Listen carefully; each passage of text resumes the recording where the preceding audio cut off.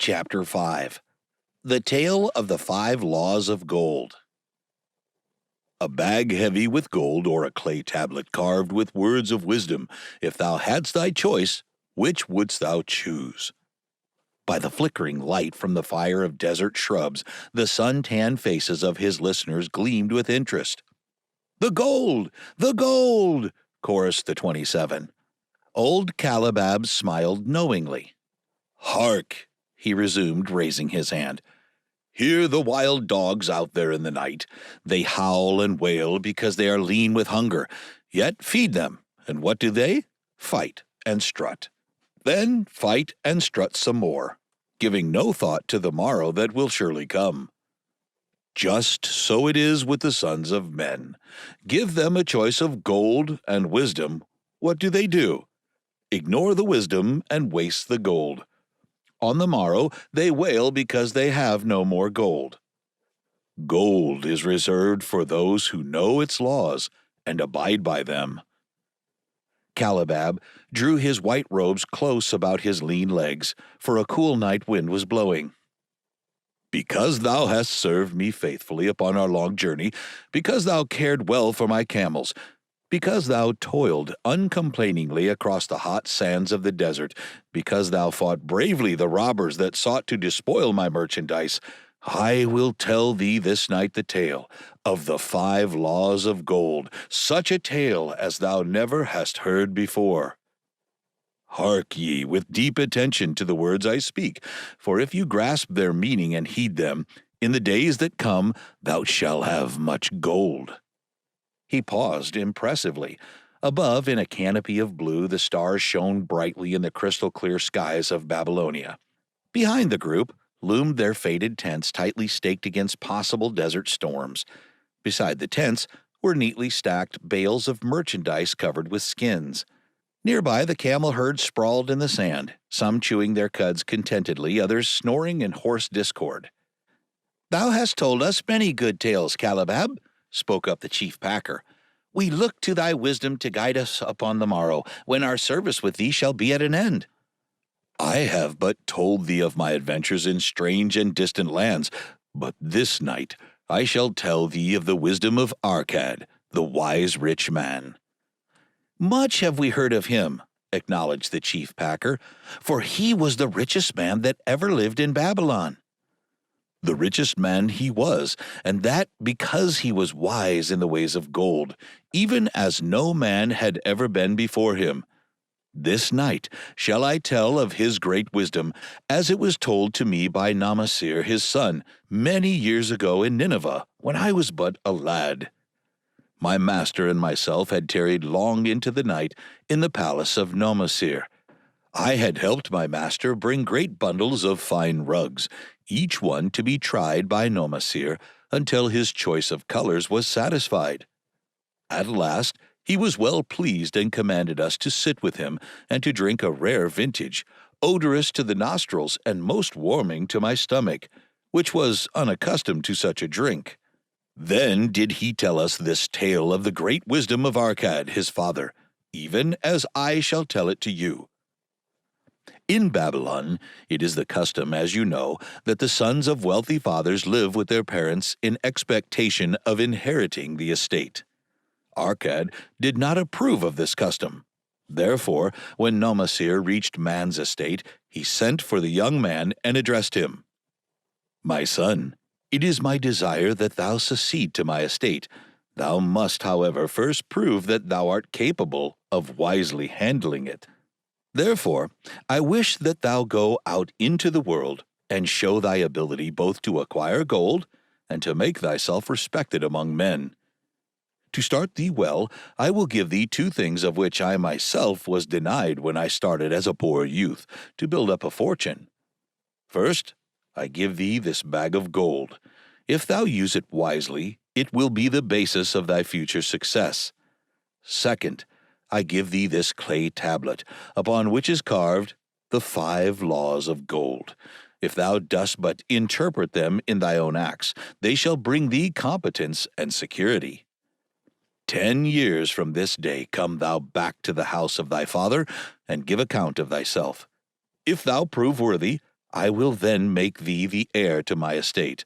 Otherwise, I will give it to the priest, that they barter for my soul the kind consideration of the gods." So Nomasir went forth to make his own way, taking his bag of gold, the clay tablet carefully wrapped in silken cloth, his slave, and the horses upon which they rode. The 10 years passed, and Nomasir, as he had agreed, returned to the house of his father, who provided a great feast in his honor, to which he invited many friends and relatives. After the feast was over, the father and mother mounted their throne-like seats at one side of the great hall, and Nomasir stood before them to give an account of himself, as he had promised his father. It was evening. The room was hazy with smoke from the wicks of the oil lamps that but dimly lighted it. Slaves in white woven jackets and tunics fanned the humid air rhythmically with long-stemmed palm leaves. A stately dignity colored the scene. The wife of Nomasir and his 2 young sons, with friends and other members of the family, sat upon rugs behind him, eager listeners. "My father," he began deferentially, "I bow before thy wisdom. 10 years ago, when I stood at the gates of manhood, thou bade me go forth and become a man among men, instead of remaining a vassal to thy fortune. Thou gave me liberally of thy gold. Thou gave me liberally of thy wisdom. Of the gold, alas, I must admit of a disastrous handling. It fled, indeed, from my inexperienced hands, even as a wild hare flees at the first opportunity from the youth who captures it." The father smiled indulgently. "Continue, my son, thy tale interests me in all its details." "I decided to go to Nineveh, as it was a growing city, believing that I might find there opportunities. I joined a caravan, and among its members made numerous friends. 2 well-spoken men, who had a most beautiful white horse as fleet as the wind, were among these. As we journeyed, they told me in confidence that in Nineveh was a wealthy man who owned a horse so swift that it had never been beaten. Its owner believed that no horse living could run with greater speed. Therefore would he wager any sum, however large, that his horse could outspeed any horse in all Babylonia. Compared to their horse, so my friends said, it was but a lumbering ass that could be beaten with ease. They offered, as a great favor, to permit me to join them in a wager. I was quite carried away with the plan. Our horse was badly beaten, and I lost much of my gold." The father laughed. "Later, I discovered that this was a deceitful plan of these men, and they constantly journeyed with caravans seeking victims. You see, the man in Nineveh was their partner, and shared with them the bets he won. This shrewd deceit taught me my first lesson in looking out for myself." I was soon to learn another, equally bitter. In the caravan was another young man, with whom I became quite friendly. He was the son of wealthy parents and, like myself, journeying to Nineveh to find a suitable location. Not long after our arrival, he told me that a merchant had died, and his shop with its rich merchandise and patronage could be secured at a paltry price. Saying that we would be equal partners, but first he must return to Babylon to secure his gold, he prevailed upon me to purchase the stock with my gold, agreeing that his would be used later to carry on our venture. He long delayed the trip to Babylon, proving in the meantime to be an unwise buyer and a foolish spender. I finally put him out, but not before the business had deteriorated to where we had only usable goods and no gold to buy other goods. I sacrificed what was left to an Israelite for a pitiful sum. Soon there followed, I tell you, my father, bitter days. I sought employment and found it not, for I was without trade or training that would enable me to earn. I sold my horses. I sold my slave. I sold my extra robes that I might have food and a place to sleep, but each day grim want crouched closer. But in those bitter days I remembered thy confidence in me, my father. Thou hadst sent me forth to become a man, and this I was determined to accomplish." The mother buried her face and wept softly. At this time I bethought me of the tablet that thou had given to me, upon which thou had carved the 5 laws of gold. Thereupon I read most carefully thy words of wisdom, and realized that had I but sought wisdom first, my gold would not have been lost to me. I learned by heart each law, determined that when once more the goddess of good fortune smiled upon me, I would be guided by the wisdom of age and not by the inexperience of youth. For the benefit of you who are seated here this night, I will read the wisdom of my father as engraved upon the clay tablet which he gave to me 10 years ago. The 5 Laws of Gold. Number 1. Gold cometh gladly and increasing quantity to any man whosoever will put by not less than 1/10 of his earnings to create an estate for his future and that of his family. Number 2. Gold laboreth diligently and contentedly for the wise owner who finds for it profitable employment, multiplying even as the flocks of the field. Number 3. Gold clingeth to the protection of the cautious owner who invests it, under the advice of men wise in its handling. Number 4. Gold slippeth away from the man who invests it in businesses or purposes with which he is not familiar, or which are not approved by those skilled in its keep. Number 5. Gold flees the man who would force it to impossible earnings, or who followeth the alluring advice of tricksters and schemers, or who trust it to his own experience and romantic desires in investment. These are the 5 laws of gold as written by my father. I do proclaim them as of greater value than gold itself, as I will show by the continuance of my tale. He again faced his father. I have told thee of the depth of poverty and despair to which my inexperience brought me. However, there is no chain of disasters that will not come to an end. Mine came when I secured employment managing a crew of slaves working upon the new outer wall of the city.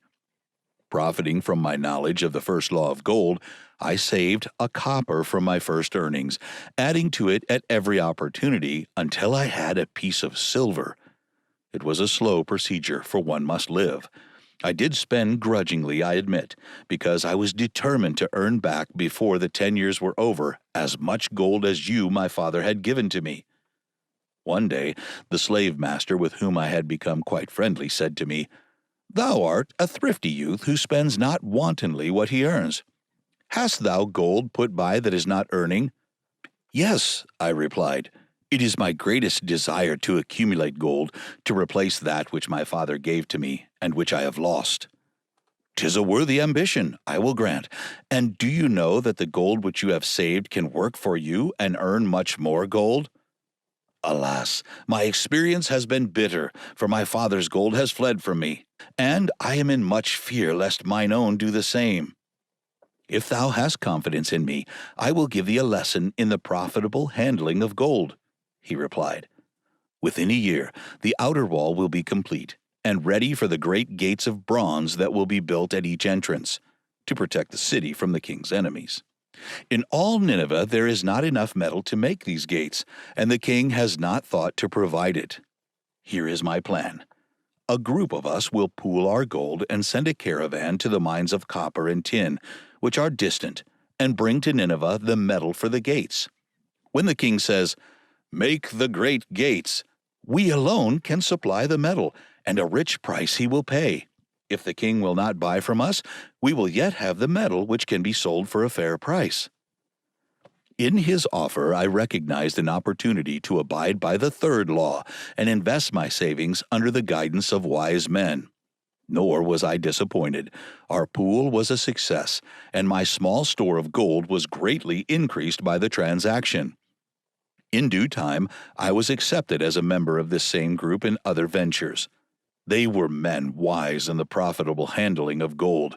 They talked over each plan presented with great care before entering upon it. They would take no chance on losing their principal or tying it up in unprofitable investments from which their gold could not be recovered.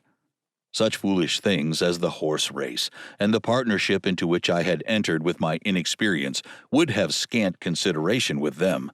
They would have immediately pointed out their weaknesses. Through my association with these men, I learned to safely invest gold to bring profitable returns. As the years went on, my treasure increased more and more rapidly. I not only made back as much as I lost, but much more. Through my misfortunes, my trials, and my success, I have tested time and again the wisdom of the 5 laws of gold, my father, and have proven them true in every test. To him who is without knowledge of the 5 laws, gold comes not often and goeth away quickly.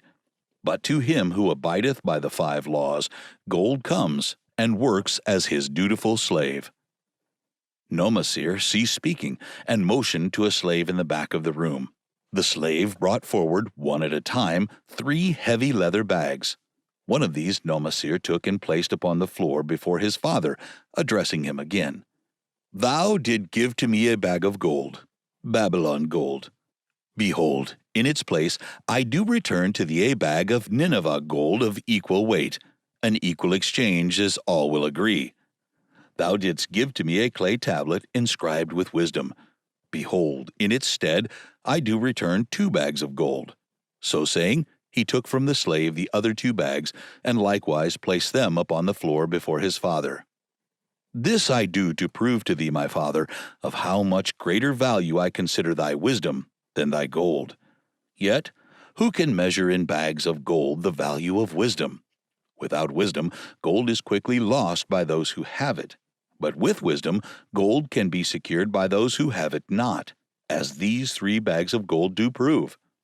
It does indeed give to me the deepest satisfaction, my father, to stand before thee and say that because of thy wisdom, I have been able to become rich and respected before men. The father placed his hand fondly upon the head of Nomasir. Thou hast learned well thy lessons, and I am indeed fortunate to have a son to whom I may entrust my wealth. Calibab ceased his tale and looked critically at his listeners. What means this to thee, this tale of Nomasir? He continued. Who amongst thee can go to thy father, or to the father of thy wife, and give an account of wise handling of his earnings? What would these venerable men think were you to say, I have traveled much and learned much, and labored much and earned much, yet alas, of gold I have little. Some I spent wisely, some I spent foolishly, and much I lost in unwise ways. Dost still think it but an inconsistency of fate that some men have much gold and others have not? Then you err. Men have much gold when they know the 5 laws of gold and abide thereby. Because I learned these 5 laws in my youth and abided by them, I have become a wealthy merchant. Not by some strange magic did I accumulate my wealth. Wealth that comes quickly goeth the same way. Wealth that stayeth to give enjoyment and satisfaction to its owner comes gradually, because it is a child born of knowledge and persistent purpose. To earn wealth is but a slight burden upon the thoughtful man. Bearing the burden consistently from year to year accomplishes the final purpose. The 5 laws of gold offer to thee a rich reward for their observance. Each of these 5 laws is rich with meaning, and lest thou overlook this in the briefest of my tale, I will now repeat them. I do know them each by heart because in my youth I could see their value, and would not be content until I knew them word for word. The first law of gold. Gold cometh gladly and in increasing quantity to any man whosoever will put by not less than 1/10 of his earnings to create an estate for his future and that of his family. Any man who will put by 1/10 of his earnings consistently and invest it wisely will surely create a valuable estate that will provide an income for him in the future, and further guarantee safety for his family in case the gods call him to the world of darkness. This law also saith that gold cometh gladly to such a man. I can truly certify this in my own life. The more gold I accumulate, the more readily it comes to me, and in increased quantities. The gold which I save earns more, even as yours will, and its earnings earn more, and this is the working out of the first law. The second law of gold. Gold laboreth diligently and contentedly for the wise owner who finds for it profitable employment, multiplying even as the flocks of the field. Gold, indeed, is a willing worker. It is ever eager to multiply when opportunity presents itself.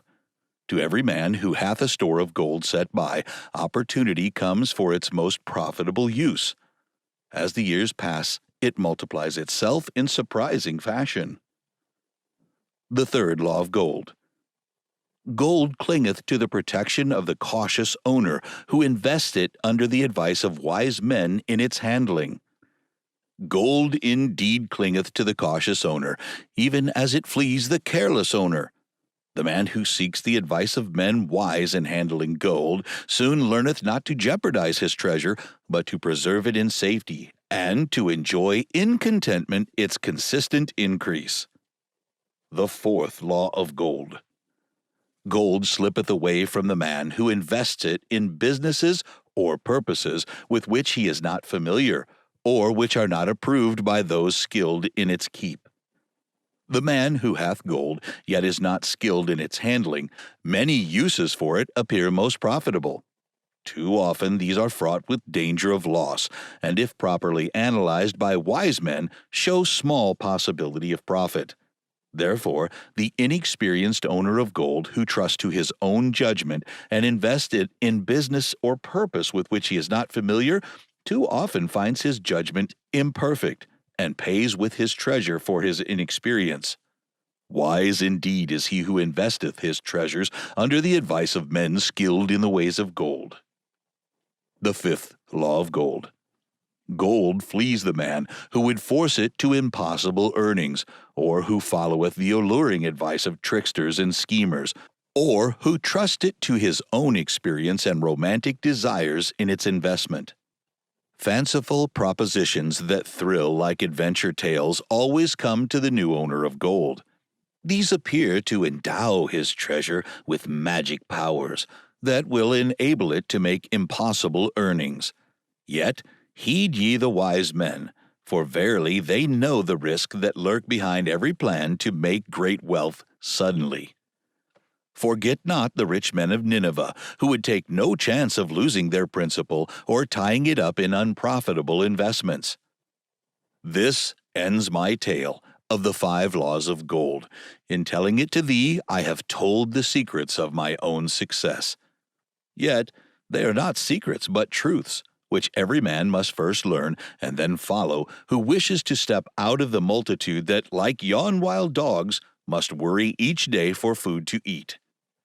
Tomorrow we enter Babylon. Look, see the fire that burns eternal above the temple of Bel. We are already in sight of the golden city. Tomorrow each of thee shall have gold, the gold thou hast so well earned by thy faithful services. 10 years from this night, what can you tell about this gold? If there be men among you who, like Namasir, will use a portion of their gold to start for themselves an estate, and be thenceforth wisely guided by the wisdom of Arcad 10 years from now, 'tis a safe wager, like the son of Arcad, they will be rich and respected among men. Our wise acts accompany us through life to please us and to help us. Just as surely our unwise acts follow us to plague and torment us. Alas, they cannot be forgotten. In the front rank of the torments that do follow us are the memories of the things we should have done, of the opportunities which came to us and we took not. Rich are the treasures of Babylon, so rich no man can count their value in pieces of gold. Each year they grow richer and more valuable. Like the treasures of every land, they are a rich reward awaiting those men of purpose who determine to secure their just share. In the strength of thine own desires is a magic power.